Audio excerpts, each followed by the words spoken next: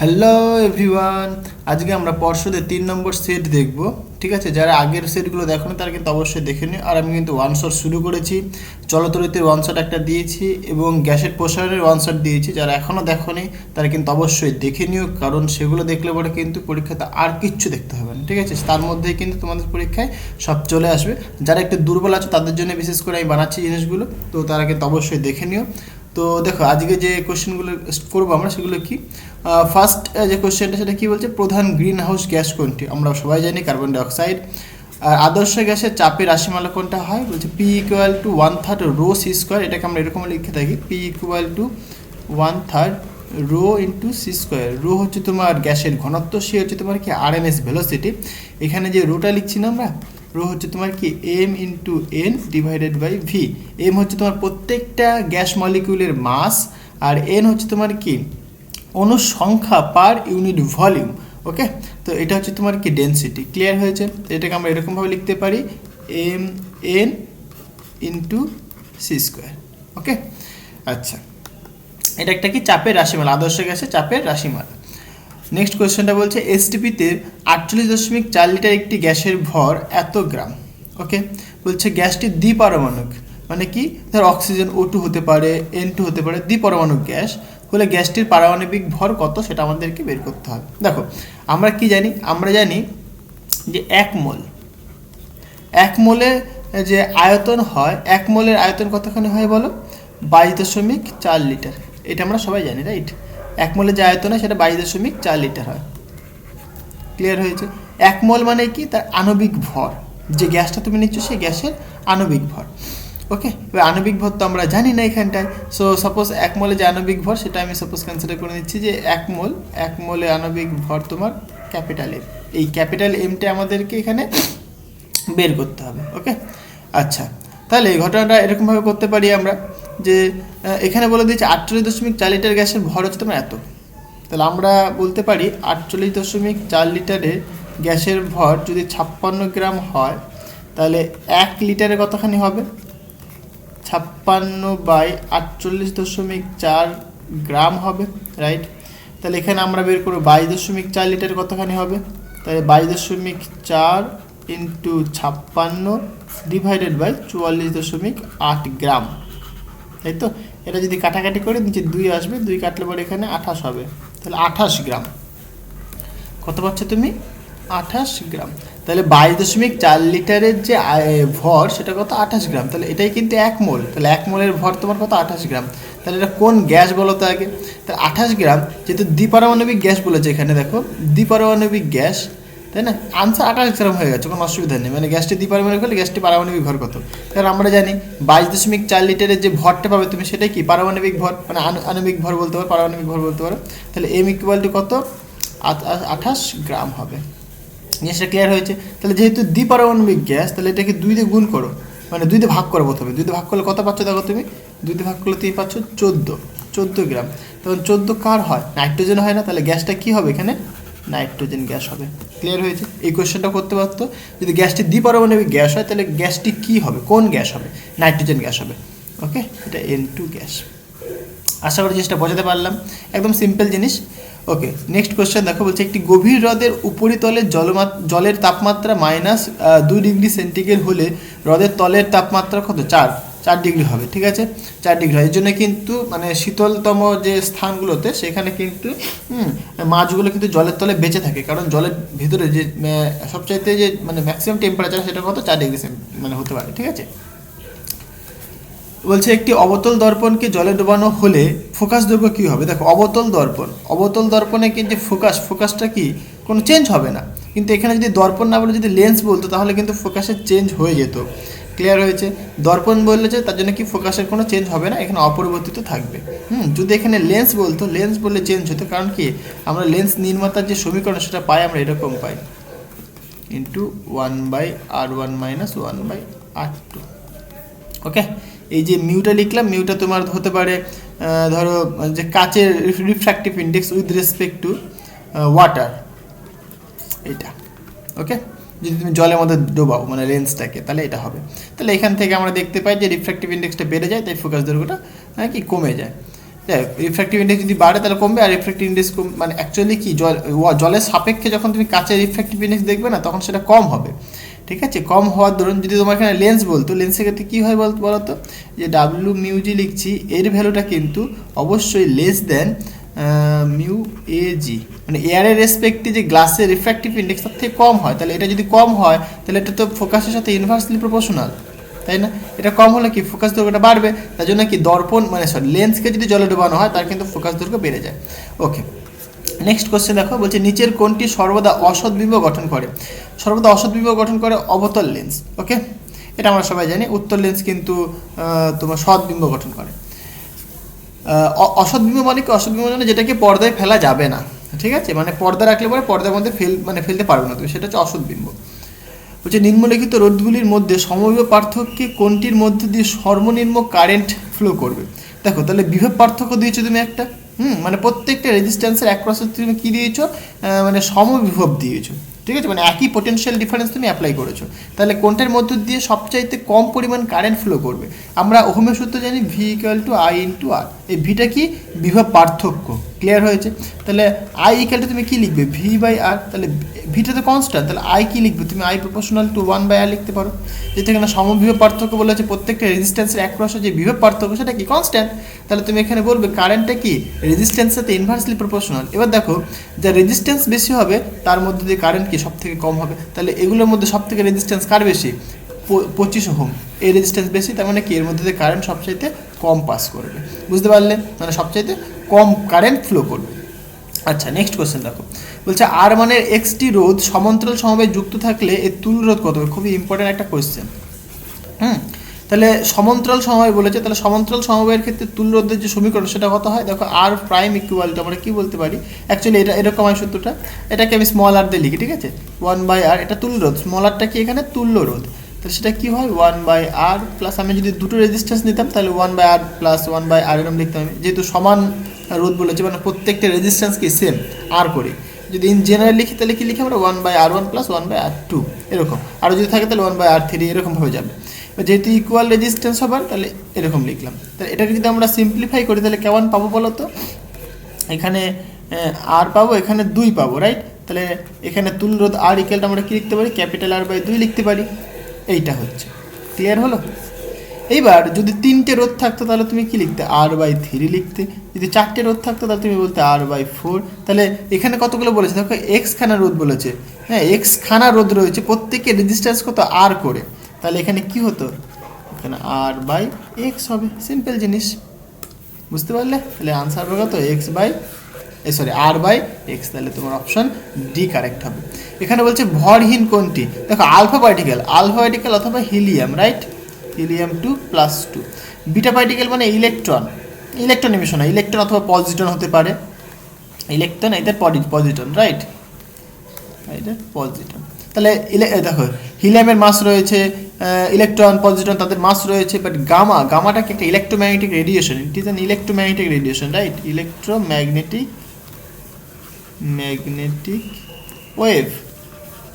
তাহলে এর কিন্তু কোনো মাস নেই, কারণ লাইটের কোনো মাস নেই, রেস্ট মাস কি লাইটের 0। এখানে নিউটনের মাস রয়েছে, তাহলে অপশন হচ্ছে তোমার কী হবে, গামারে।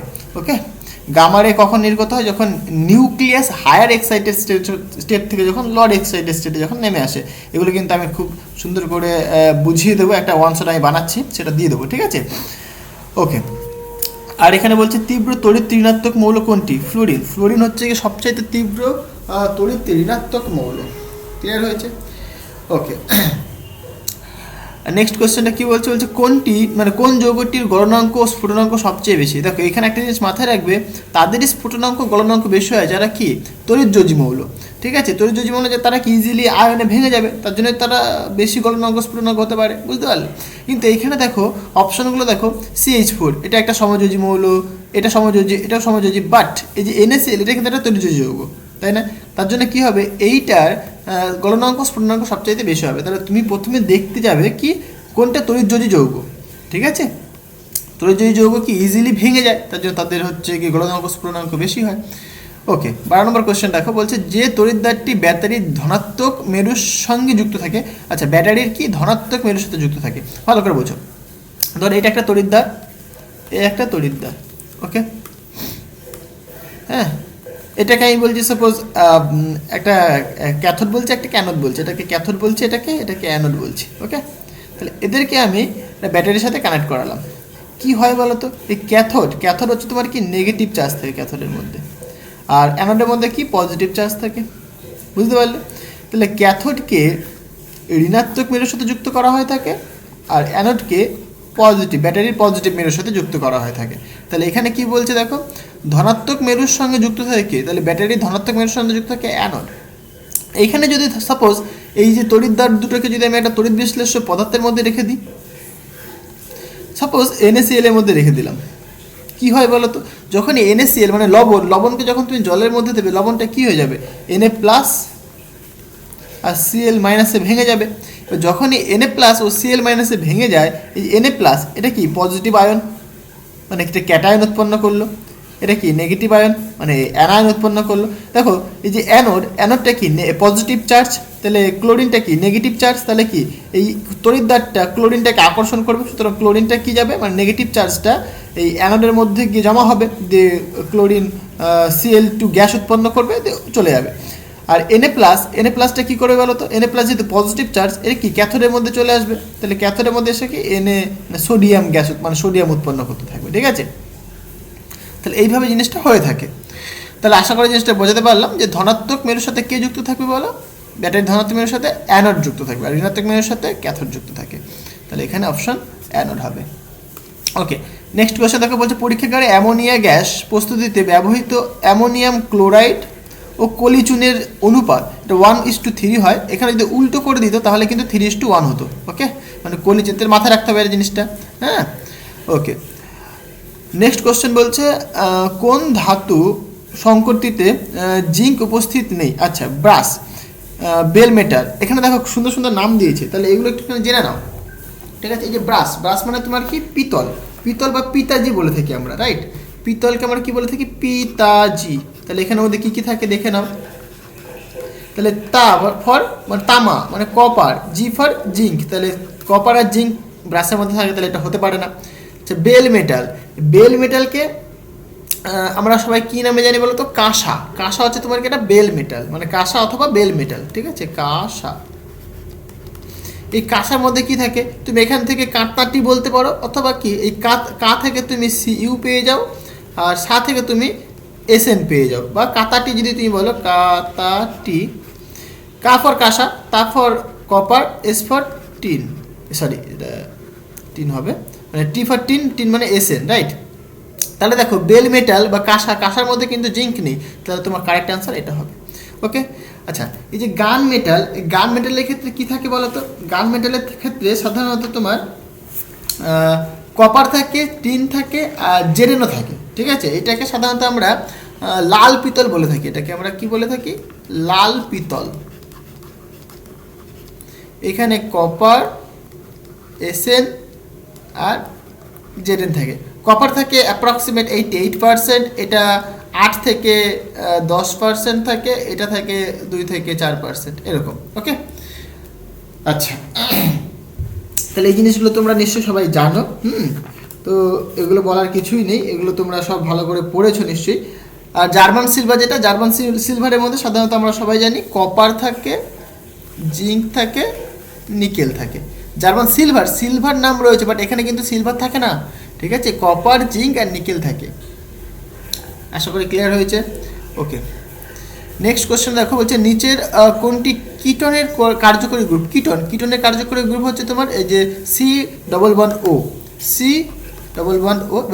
সি মানে কার্বন তোমার 4টে হাত থাকে, 2টো হাত তো অক্সিজেনের সাথে বন্ড করে নিয়েছে, তাহলে কি আর 2টো হাত পড়ে থাকবে, তাই এখানে আমরা 2টো হাত দিয়ে রাখি। এটা হচ্ছে তোমার কি কিটন গ্রুপ একটা। ক্লিয়ার হলো? তাহলে MCQগুলো সব ক্লিয়ার হয়ে গেছে। আচ্ছা, নেক্সট দেখো যে শর্ট কোশ্চেনগুলো 1 নম্বরে, সেগুলো কি বলছে? সৌরকোষে যে ব্যবহৃত হয়, ওকে, সৌরকোষে যে ব্যবহৃত মৌল, সৌরকোষ বেসিক্যালি সোলার সেল, রাইট? হ্যাঁ, মানে সোলার সেলে আমরা কি সিলিকন মানে অ্যাকচুয়ালি সেমিকন্ডাক্টর দিয়ে তৈরি করা হয়ে থাকে, ঠিক আছে? ফটোডায়োড, সেমিকন্ডাক্টর দিয়ে আমরা সোলার সেল তৈরি করে থাকি। বেসিক্যালি সৌরকোষ একটা ফটোডায়োডের একটা এক্সাম্পল, স্পেশাল কেস অ্যাকচুয়ালি। ওকে, আচ্ছা, ফটোডায়োড মানে যেখান থেকে আলো মানে আলো পেয়ে কারেন্ট দেবে আমাদের, ঠিক আছে। আর এলইডি মানে কি, তোমার এলইডি হচ্ছে তোমার কারেন্ট আমাদের মানে আলো দেবে, কারেন্ট থেকে আলো আমাকে দেবে, যাই হোক।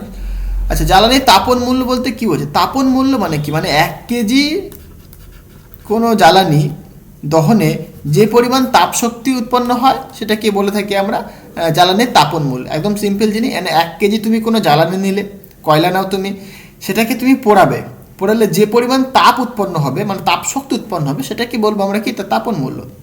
এর ইউনিট কি হতে পারে? তাহলে হিট পাচ্ছ তুমি, মানে হিট পার মানে কি মাস, এরকম বলতে পারো তুমি, রাইট। তাহলে হিট মানে হিট এনার্জি, তাহলে জুল পার কেজি হবে, জুল পার কেজি। অনেক সময় আমরা কি কিলো জুল পার কেজি বলে থাকি আমরা, কারণ হিটটা কি অনেকটা বেশি পরিমাণে উৎপন্ন হবে। কারণ সিম্পল বাবা তুমি বুঝতেই পারছো যে কি নিহাত মাসটাও কম নয়, তাই না? ওকে, নেক্সট কোয়েশ্চেন বলছে দেখো, স্থির উষ্ণতায় গ্যাসের চাপ বনাম আয়তনের লেখচিত্র। চাপ মানে প্রেশার আর তোমার ভলিউমের লেখচিত্র দেখতে বলেছে। এখানে কি টেম্পারেচারটা কিন্তু এখানে ফিক্সড মানে কনস্ট্যান্ট, তাই না? তাহলে যদি তুমি গ্রাফটা দেখো তাহলে কেমন হবে, কারণ এটা তাহলে কিসের সূত্র? এটা বয়েলের সূত্র লাগছে এখানটায়, তাই না? বয়েলের সূত্র, তুমি এখানে বয়েলের সূত্র অ্যাপ্লাই করবে। তাহলে তুমি যদি গ্রাফ দেখো তাহলে এরকম হবে। তাহলে এই দিকটা তোমার প্রেশার দাও, এদিকটা তোমার ভলিউম দাও, তাহলে অ্যাকচুয়ালি কি হয়, ভি প্রপোর্শনাল টু 1/p হয়, তাই নয় কি? ভি প্রপোর্শনাল টু 1/p হয়, মানে ইনভার্সলি প্রপোর্শনাল হয়। তাহলে এর গ্রাফটা ঠিক এইরকম হয়, সমপরাবৃত্ত, রাইট, সমপরাবৃত্ত হয়। তাহলে এইখানটায় দেখো কি হচ্ছে, প্রেশার যখন মানে ভলিউম যখন কম, মানে লো ভলিউমে প্রেশার কিন্তু হাই, লো ভলিউমে প্রেশার হাই, বাট ভলিউম যখন ইনক্রিজ করছে দেখো প্রেশার কিন্তু ডিক্রিজ করে যাচ্ছে। তার জন্য এটা দেখো এটা সমপরাবৃত্ত হয়ে থাকে, বুঝতে পারলে? মানে প্রেশার যখন আস্তে আস্তে মানে সরি ভলিউম যখন আস্তে আস্তে বাড়ে তখন কি প্রেশারটা আস্তে আস্তে আস্তে কমে যায়, তার জন্য এটা কি সমপরাবৃত্ত। ওকে, খুব ইম্পর্টেন্ট, এটা ইম্পর্টেন্ট, লিখে নাও এটা। নেক্সট কোয়েশ্চেন কি বলছে, এনটিপিতে কোনো গ্যাসের আয়তন 5 লিটার হলে গ্যাসটির মোল সংখ্যা কত হবে? একদম সোজা জিনিস, একদমই সোজা জিনিস। কেন সোজা জিনিস? দেখো আমরা কি জানি, আমরা জানি 1 মোলের আয়তন কত হয়? 22.4 লিটার। তাহলে আমি উল্টো করে দেখি, তাহলে 22.4 লিটারের আয়তন মানে এত আয়তনে মোল সংখ্যা কতখানি? 1 মোল, তাই তো? তাহলে 1 লিটারে কতখানি মোল থাকবে? 1/22.4 লিটার 4 মোল থাকবে। আমাকে বলেছে 5 লিটার, তাহলে 5 লিটারের কতখানি হবে? তাহলে 5/22.4 মোল হবে, তাই না? তাহলে 5/22.4 মোল হবে। তাহলে এটাকে যদি আমরা কাটাকাটি করি তাহলে কত আসছে দেখো, সেকেন্ড 5 তোমরা নিশ্চয়ই কাটাকাটি করতে পারবে, 5/22.4 মানে 0.22 মোল। তাহলে এত মোল থাকবে, তাহলে 5 লিটারে কত মোল থাকবে? 0.22 মোল থাকবে। ওকে, আচ্ছা নেক্সট কোয়েশ্চেন দেখো, বলছে এসটিপিতে 34 গ্রাম NH4 গ্যাসের আয়তন লেখো। আচ্ছা NH4 বলেছে তোমাকে, সরি NH4 না NH3 বলেছে।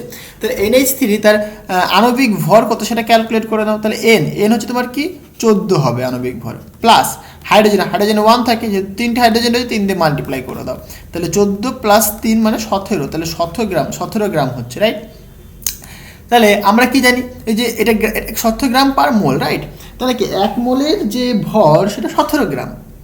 এবার আমরা অ্যাভোগাড্রো প্রকল্প বা অ্যাভোগাড্রো সূত্র থেকে আমরা জানি যে 17 গ্রাম কোনো গ্যাসের মানে অ্যাকচুয়ালি তার যে মোল সংখ্যা 1 মোল হবে, রাইট। তাহলে 1 মোল গ্যাসের যে আয়তন সেটা কতখানি হয়? 22.4 লিটার হয়, তাই তো?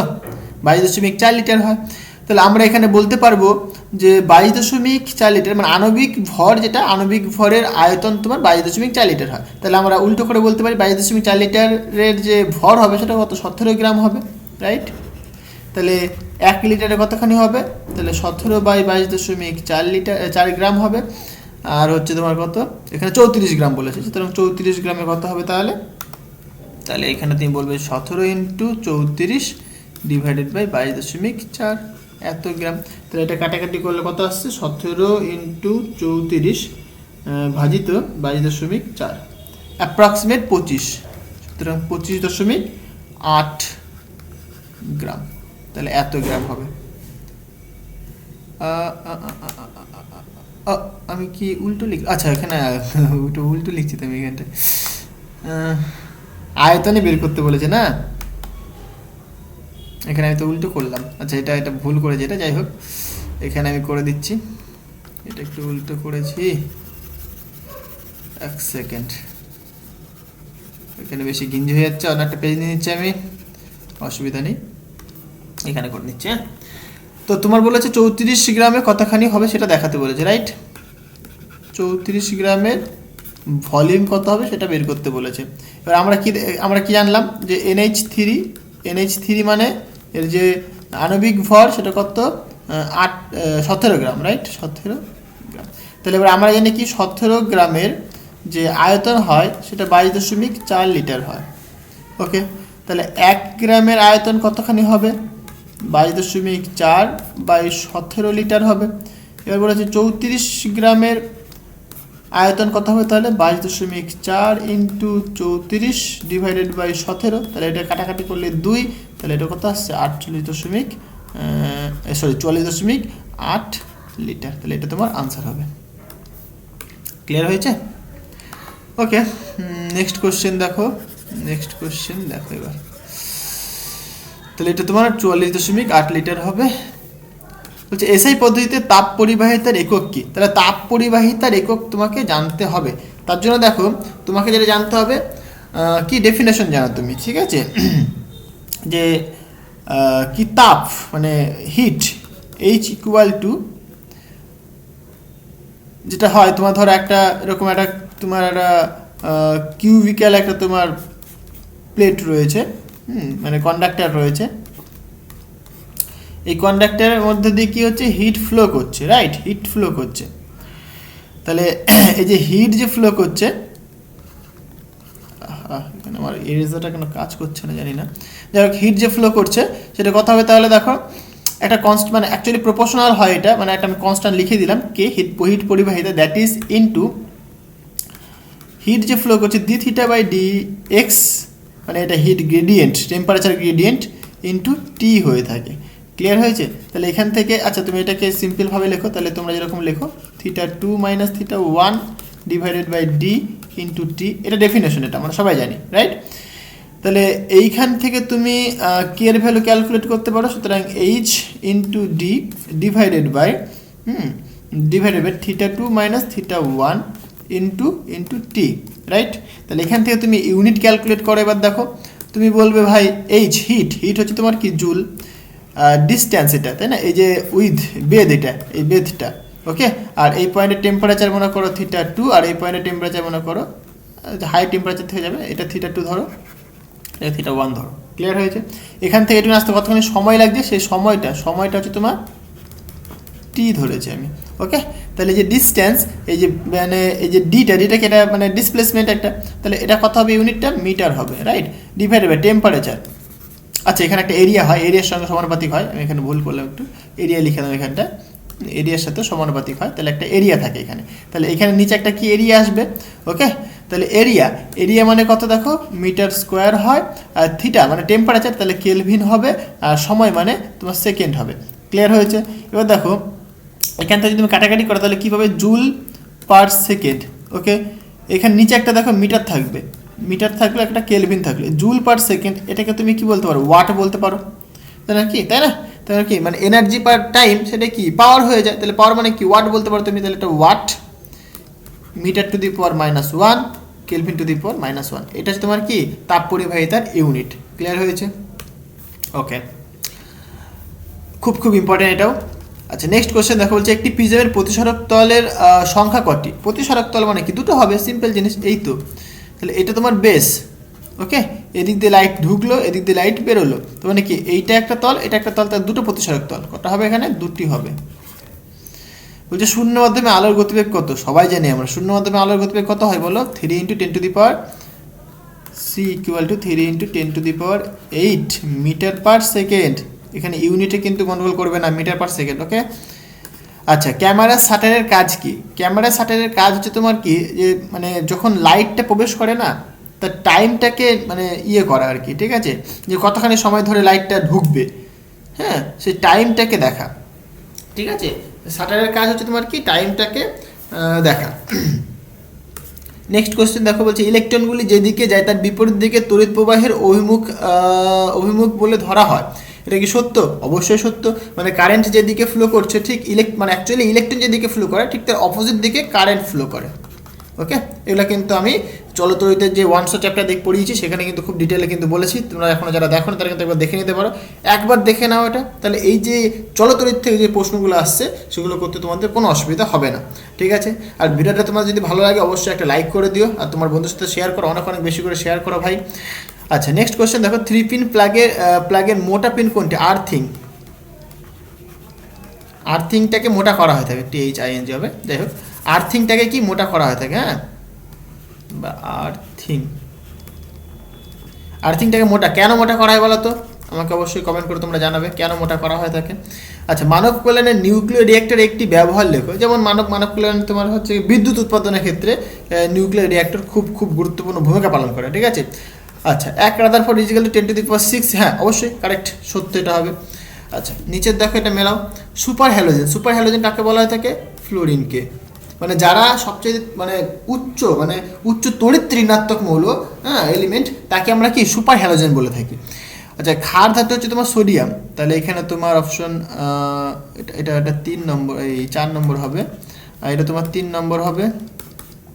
আর দুটি গ্যাসের বিক্রিয়ায় উৎপন্ন হয়, দেখো মানে দুটো গ্যাসের বিক্রিয়ায় সলিড উৎপন্ন করে, সেটা কি NH4Cl, যেরকম NH3 this is a gas plus HCl this is also a gas, এদের যদি রিয়াকশন করা হয় সেটা উৎপন্ন হয়, দেখো NH4, এই 4টে NH4Cl, এখানে তুমি যদি ব্যালেন্স করো, ব্যালেন্স মিলে গেছে, তাহলে এটাই হবে। তাহলে এটা কি, এটা একটা সলিড, তাহলে এটা উৎপন্ন, খুব ইম্পর্টেন্ট একটা রিয়াকশন, এই রিয়াকশনটা খুব ইম্পর্টেন্ট হলো, তাহলে এটা অপশন তোমার 1 হবে। আর এখানে ইউরিয়া, নাজদো, এটা কি একটা জৈব সার, ঠিক আছে? ইউরিয়ার সংকেত তোমরা সবাই জানো, খুব ইম্পর্টেন্ট, নাজদো,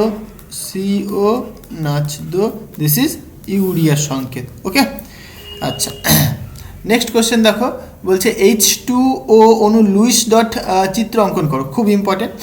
আচ্ছা, তাহলে H2O এখানে তোমার বাইরের কক্ষে মানে মোট যে ইয়েটা সেটা বলে দিয়েছে, পারমাণবিক সংখ্যা তোমাকে বলে দিয়েছে, যেরকম আমি অক্সিজেনের ক্ষেত্রে দেখাই, অক্সিজেনের যদি ইলেকট্রন কনফিগারেশন দেখি আমরা, সেটা 1s2 হয়, 2s2 হয়, 2p, যেহেতু 8টা রয়েছে তাহলে এখানে 4 দিতে হবে। তাহলে বাইরের কক্ষে কতগুলো ইলেকট্রন রয়েছে দেখো, 2,6, তাহলে 6টা ইলেকট্রন রয়েছে বাইরের কক্ষে। ওকে, আর হাইড্রোজেনের ক্ষেত্রে 1s1, তাহলে বাইরের কক্ষে এখানে একটা ইলেকট্রন রয়েছে। আমি যদি এখানে দেখি, লুইস ডট চিত্র দেখি, তাহলে কি অক্সিজেন নাও এখানটায়, প্লাস এখানে হাইড্রোজেন নিয়ে নাও, এখানে প্লাস হাইড্রোজেন নাও, তাহলে অক্সিজেনের বাইরের কক্ষে কতগুলো ইলেকট্রন রয়েছে তুমি এখনই দেখলে, বাইরের কক্ষে ভাই 6টা ইলেকট্রন রয়েছে, তাহলে এখানে একটা, এখানে একটা মারো, এখানে একটা দিয়ে দিলে। আর হাইড্রোজেনের ক্ষেত্রে কত, একটা রয়েছে, দেখো এখানে একটা দিয়ে দিলে, ক্লিয়ার হয়েছে। এইবার তাহলে হাইড্রোজেনের বাইরের কক্ষে একটা আনস্টেবল অবস্থায় আছে, এদের বাইরের কক্ষে 6টা আনস্টেবল অবস্থায় আছে, সবাই বলো তো কি স্টেবল হতে চায়। তাহলে এই যে অক্সিজেনটা স্টেবল কখন হবে, যখন এটাকে বাইরে থেকে আরও 2টো ইলেকট্রন দেওয়া হবে। ওকে, আবার হাইড্রোজেনটা কখন স্টেবল হবে, যখন বাইরে থেকে একটা ইলেকট্রন দেওয়া হবে। একে যদি 2টো ইলেকট্রন দেওয়া হয় তাহলে কি এর অষ্টক পূর্তি হবে, আর একে 2টো ইলেকট্রন দিলে পরে সেটা কি মানে এর বাইরের পক্ষে 2টো ইলেকট্রন মানে হবে, তার মানে কি সেটা হিলিয়াম উৎপন্ন করবে, এটা এই হিলিয়াম হবে, স্টেবল হয়ে যাবে, আর এটা নিয়ন হয়ে স্টেবল হয়ে যাবে, মানে 10 হয়ে যাবে, নিয়ন হলে পরে 10 স্টেবল হয়ে যাবে। ক্লিয়ার হয়েছে? তাহলে এরা দুজনে স্টেবল হতে চাইছে, তাহলে এটা কখন সম্ভব? দেখো, তুমি কাউকে কিছু শেয়ার করলে পরে সেও তোমাকে কিছু শেয়ার করবে, ঠিক আছে? তুমি তার বন্ধুকে কিছু খাবার শেয়ার করলে পরে তুমি একদিন তোমার একটা বন্ধুকে খাওয়াবে, সে বন্ধু কিন্তু নেক্সট দিনকে তোমাকে খাওয়াবে। তুমি যদি তোমার বন্ধুকে জন্মদিনে ট্রিট দাও, তাহলে কিন্তু তারা কিন্তু একটা কর্তব্য থাকবে যে না ভাই আমাকে ও খাইয়েছিল জন্মদিনে, তাহলে কিন্তু আমাকেও খাওয়াতে হবে জন্মদিনে, এরকম ব্যাপারটা এখানে তাই হচ্ছে। যখন এই হাইড্রোজেনটা একে একটা ইলেকট্রন দিয়ে দিল, তখন সাথে সাথে এই অক্সিজেনটা কিন্তু এখানে একটা ইলেকট্রন দিয়ে দিল। সিমিলারলি তাহলে একেও যখন একটা ইলেকট্রন দিচ্ছে, এও একটা এখানে ইলেকট্রন দিয়ে দিচ্ছে, তাহলে ঘটনাটা কি হচ্ছে দেখো, ঘটনাটা এরকম হচ্ছে। তাহলে অক্সিজেন, হ্যাঁ, এখানে হাইড্রোজেন, এখানে হাইড্রোজেন, ঘটনাটা হচ্ছে কি, তাহলে এখানে 2টো ইলেকট্রন হয়ে গেল, দেখো একটা, এইখানে দেখো 2টো হয়ে গেল, একটা, একটা, আর এই অক্সিজেনের কাছে কটা ছিল, যেহেতু 2টো ছেড়ে দিয়েছে তাহলে এখানে আর 2টো পড়ে থাকছে, মানে 4টে পড়ে থাকছে, তাই নয় কি? এবার দেখো তাহলে এবার কি হচ্ছে, এই হাইড্রোজেনটা দেখো, হাইড্রোজেনের বাইরের কক্ষে তোমার এখন 2টো হয়ে গেল, মানে এর তাহলে হিলিয়াম উৎপন্ন করে নিল। এই হাইড্রোজেনটা দেখো বাইরের কক্ষে 2টো হয়ে গেল, হিলিয়াম উৎপন্ন করে নিল। এই অক্সিজেনটা দেখো এবার এই 4টে রয়েছে, আবার এই 4টে এই মিলিয়ে 8টা উৎপন্ন করে দিল। তাহলে এইখানে ছিল 1টা ছিল প্রথমে, এখানে 2,6 ছিল, এখানে 1 ছিল, রাইট।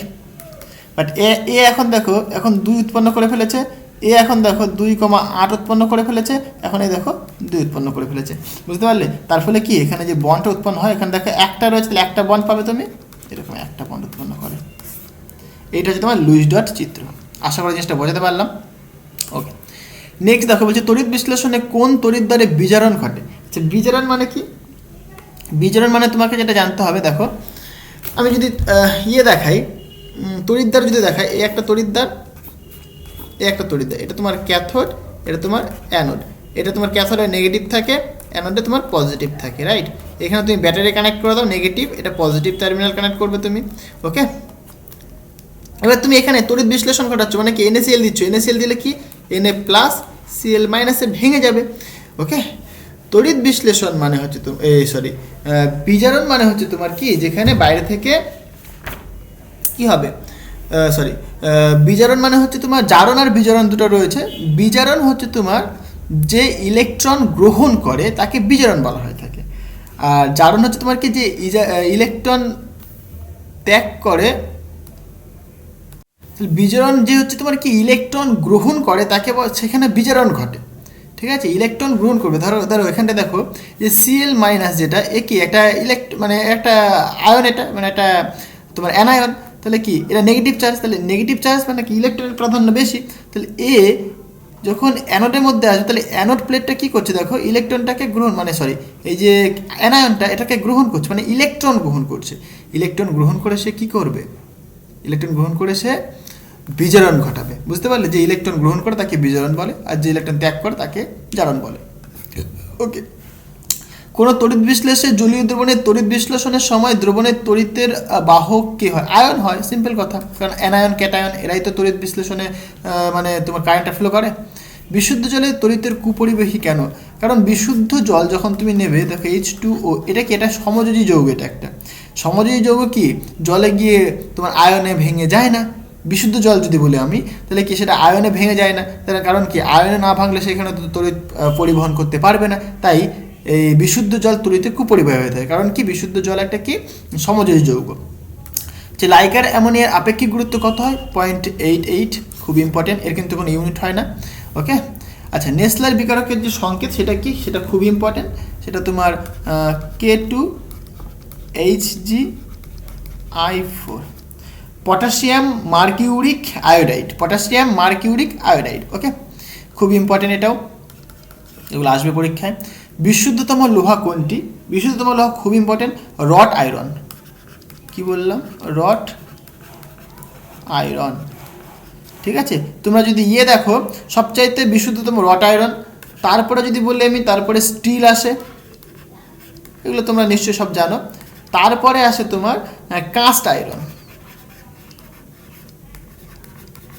ওকে। তাহলে সবচাইতে বিশুদ্ধকে রট আয়রন। আচ্ছা, দার্শনিকের উল কি?